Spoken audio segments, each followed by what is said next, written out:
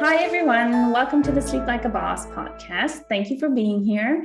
In case you missed last week's episode with Christine, I'm just going to briefly introduce myself. I'm Annika Carroll, the new CEO of Sleep Like a Boss. I've taken over the business from Christine as she's going on other ventures and focusing on her business coaching. And I'm super happy you're here. Thank you for that. And I'm super excited about our guest that we have today. And I'm going to introduce you to him in a second. His name is Dhruvin Patel. He's based in the UK, and he's the founder and CEO of the health tech business Ocushield, the creator of the world's first MHRA registered blue light blocking screen protectors, which mean fresher feeling eyes and improved sleep after screen use. Launching in his final year as an optometry student, Ocushield has grown into a 7-figure business and exports to more than 72 countries, and selling to companies like Nordstrom, Best Buy, Sky Mobile, and Superdrug. And Dhruvin has been featured in Forbes, Cosmopolitan, USA Today, and the Wall Street Journal.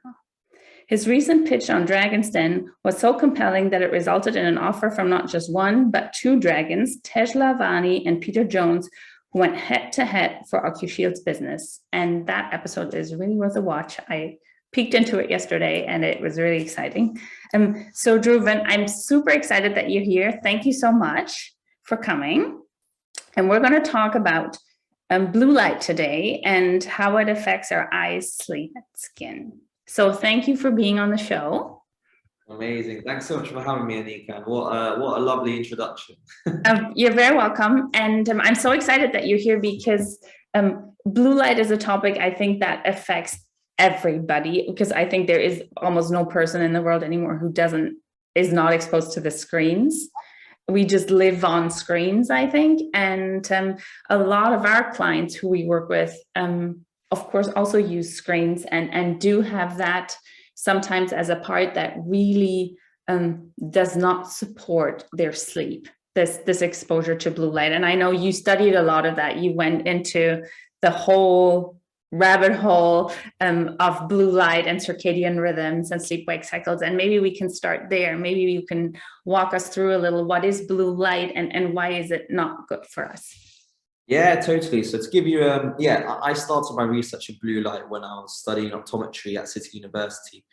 I researched how blue light affects the physiology of the eye and circadian rhythms. And that's where I got my foundation for blue light in after that research. And simply put, blue light is something that's emitted from three things: the sun, LED lighting, and screens, or LED screens. The sun is the biggest emitter of blue light. Second is lighting around us, and third, screens. Now, blue light doesn't have to be blue. So you may, in some instances, not see a blue when blue light is emitted.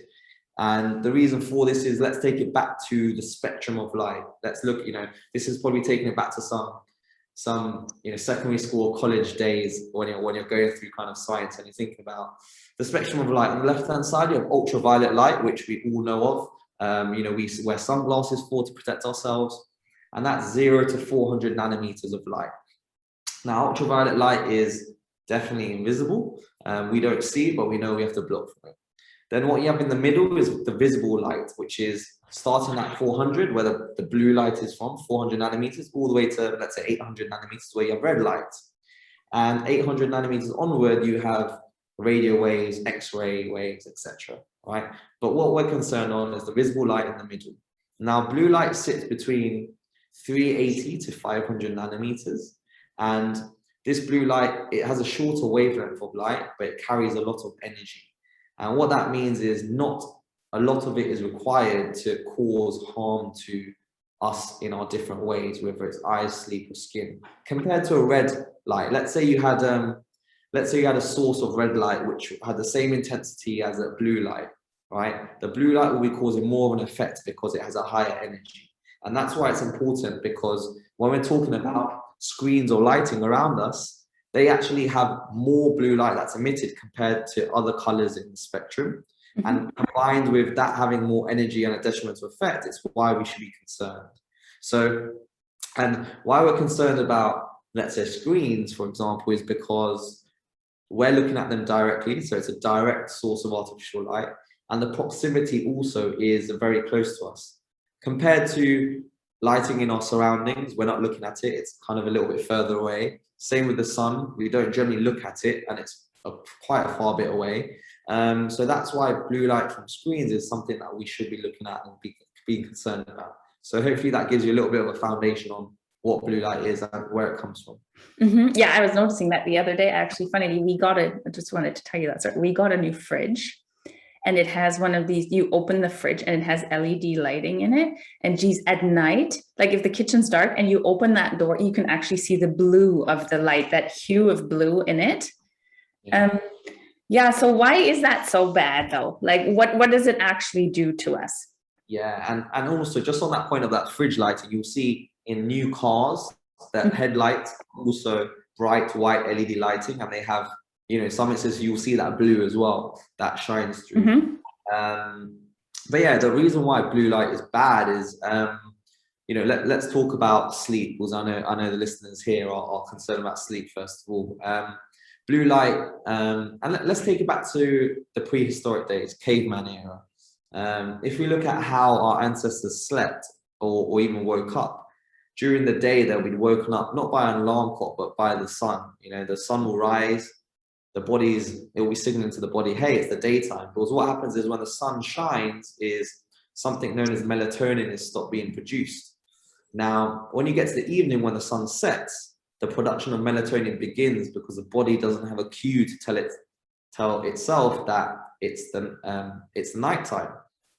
So what cavemen used to do was they used to light fires, and they have candles, which, you know, it's a red light, no blue light at all, and it didn't affect the melatonin, so they could sleep nice and easy and have a well-rested sleep. But what we're doing now is we're taking the form of the sun and we're putting it into the palm of our hands by using artificial lighting around us. We're bringing the sun into our homes and we're saying, hey, you know, to our bodies, hey, it's still the daytime. You know, we've got our shiny bright iPhone, we've got white LED lighting around us.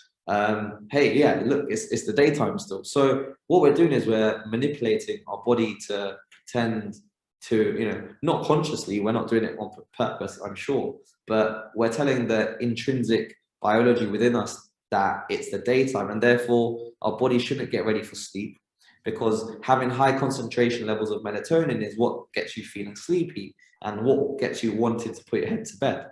Now, if you are using screens and you have a lot of blue light around you, then when you do get to put your head down onto the pillow, you're going to be awake, you'll be shuffling around for 1 hour, and let's say you do get to bed, the quality of the sleep is affected because, again, the concentration of melatonin isn't as high as it should be, and therefore your biological processes of reducing toxins within the brain or body, it's not happening as the optimum level it can be. So that's how blue light affects the sleep.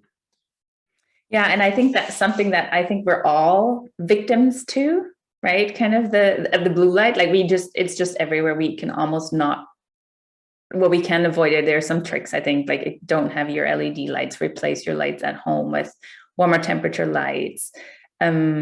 Is something that I always recommend, or actually turn your overhead lights off at night and use like side table lamps just to not have this. Like that's what you said. You explained that really well. You're bringing the sun inside, even though it's the evening, right? And I think, yeah, and then the devices, the devices are just brutal with that because that's how they operate. And one thing I want to ask you about that. But I can change the brightness of my screen on my phone. Is that something that does anything? Yeah, so there's some really free and easy tips that people can use when it comes to limiting blue light exposure. When we're talking about screens, brightness is definitely one of them. If you can reduce the brightness of the screen, you're reducing the intensity of the light, therefore reducing the blue light emitted. So yeah, reduce the brightness. Second, proximity.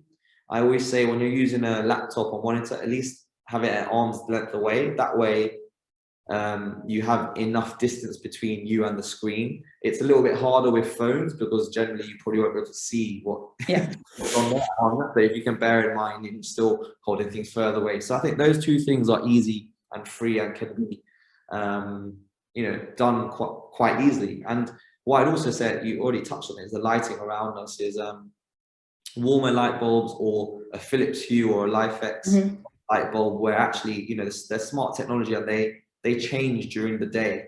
Where in the mornings you have a white LED light, and then in the evening it automatically turns into a warmer light bulb, where you don't even have to think about it, and it's more suited towards what time zone you're in. So that's perfect, because, you know, we do need white light during the morning, and I usually say it's best from the sun. You know, try not to get it from artificial sources, but if you're in somewhere like the UK where they have short days and you might need some artificial light, like a SAD lamp, which is a, you know, seasonal affective disorder lamp, which gives you that enough lux in the morning to stimulate your circadian rhythm, then, you know, use it. But 9 times out of 10, just get some natural lighting. And you know what, I totally agree with that, and that's what we also teach our clients. Like that to me, that's the game changer. Go out, get your sunlight first thing in the morning. 5-10 minutes is all you need, and your circadian rhythm will readjust. And the harmfulness of the rest of the blue light, I think, is not as significant to the body if you've reset your inner clock in the morning properly. But still, I go to work, I'm on my laptop. I might be, maybe I don't work with a laptop, but I work with a phone. I just like, it's still, I think, really hard to avoid blue light in today's society. And so we need to protect ourselves from it, because I think that the other thing you were talking about, sleep, is definitely, like you explained it, with melatonin and cortisol, and how our circadian rhythm gets affected by that. How does it affect eye health and skin health then? Like, it's like eye health, I can see a bit, but maybe you can explain that skin health is like. Exactly. So when it comes to eyes, cumulative blue light exposure, it causes visual stress. So we have a visual system which combines convergence and accommodation to allow us to see things close up, basically, such as screens and mobile phones. But what happens is that cumulative blue light exposure, it has a bigger impact. It basically makes your visual system tired a lot faster than if you had the absence of blue light, because there's more spherical aberrations, which means your eyes are having to decipher what they're seeing to send images to your brain to present an image. Therefore, your eyes get fatigued, and what happens after that is they then turn into headaches. So short term, you've got the eye strain, fatigue, and headaches element. Long term, blue light has also been shown to contribute towards something called macular degeneration, which is an eye disease which affects your central vision. And by 2050, it's actually predicted that it will be the biggest cause of blindness or visual impairment. And what's interesting is children, the lens in their eyes doesn't develop until their teenage years. Now, what that means is children are more susceptible to UV and blue light damage than adults. So if we're saying children are now spending more time on iPads more than ever because they work and play on them, but we won't know the impact of it until 30 or 40 years away, because, you know, screens have only been around for about 2 decades, you know, 20 years. So it's not a long time. So actually, you know, what we'll see in the future is actually, instead of macular degeneration, which affects people in their 7th or 8th decade of life, it might start affecting people at 50 or 60. So these are things that, you know, we should be thinking about, and that's how it affects the eyes. And skin, does it make you wrinkly? I'm getting concerned. So sleep as well. So Unilever released a study last year, October 2021, and it said that 30 hours of screen time increases skin inflammation by 40%. So that means a reduction of elasticity in our skin, which effectively means early aging. So if we're looking again at how we use devices, the light is hitting our face, not our legs, not our torso, our face. Actually, for us, everyone wants to remain and look young, right? So it's something, again, to be conscious of, is actually this screen time might be also making us old, look old. So that's how it affects our skin.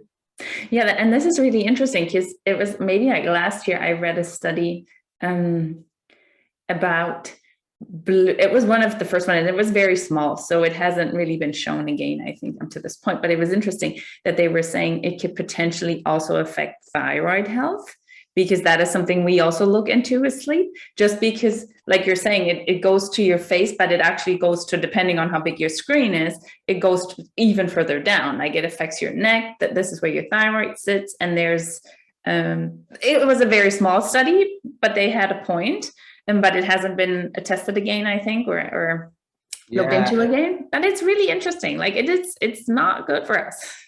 No, it's there's so many different epidemiological studies which are showing blue light affects different areas, organs, body, and I think there's enough science out there now for us to really look at how we live our lives and surround ourselves with artificial light, to mitigate any future risk. Yeah, and maybe tell us a little bit about Ocushield. So I had the pleasure of being sent one of your screens for my iPhone, and I've been using it for, I would say, probably 2 weeks. And I'm somebody who does as of lunch, I normally swipe down the little light meter on my phone. Yeah, because I'm a bit nerdy with the sleep, and I just do that. But I have to say, and we talked about this before, but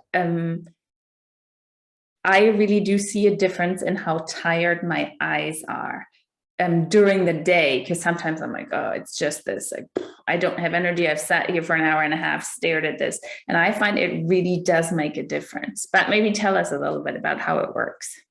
Yeah, totally. So Ocushield as a company, it's a company that I researched and developed and started at university.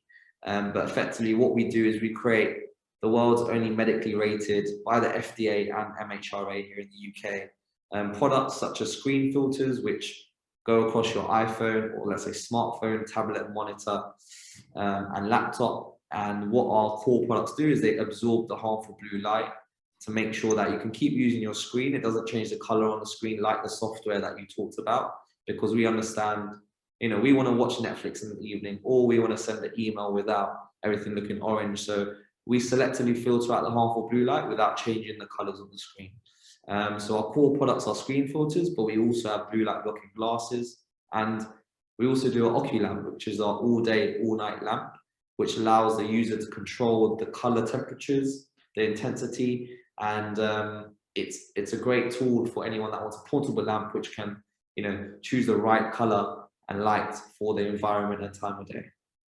Yeah, and I think that's fantastic. And I would encourage people, and it's my first episode on the podcast, and you're not going to hear me talk a lot about products. The only products that I've tested and that I'm convinced are can help our clients to get better sleep. And I think blue light is one of the biggest disturbance.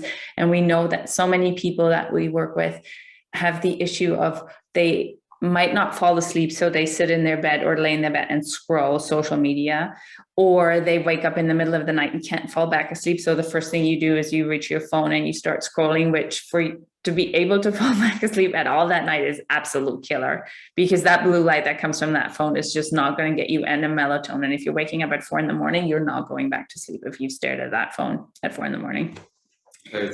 And yeah, and it's not like the filter is not the carte blanche to keep staring at your phone in the morning. I think people should not do that in the middle of the night and try to keep away from the devices. But and maybe you disagree, but no, I think on that you're right. First point of call is if you can not use any devices after the sun sets.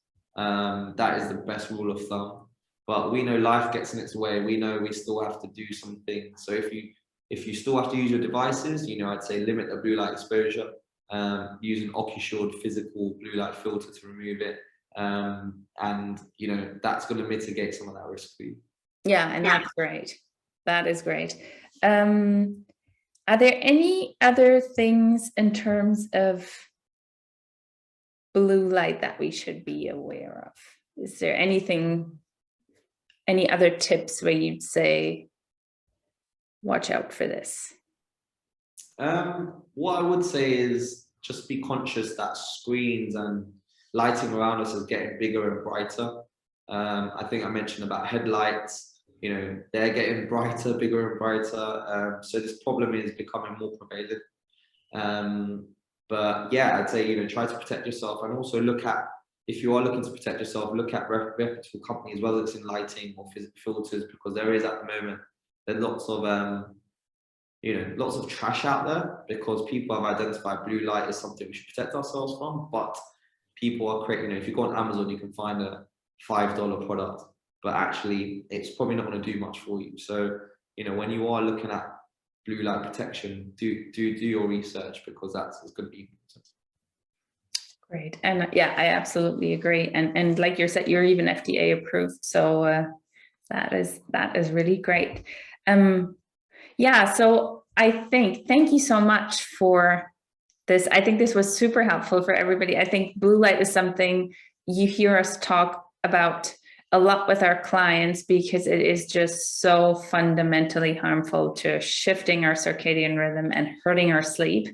It just really is. And we are just sometimes not aware of it, or like you just said, it's not that we consciously are trying to harm ourselves, it's just everywhere. So we have to start creating a consciousness for where it is and how we can mitigate it.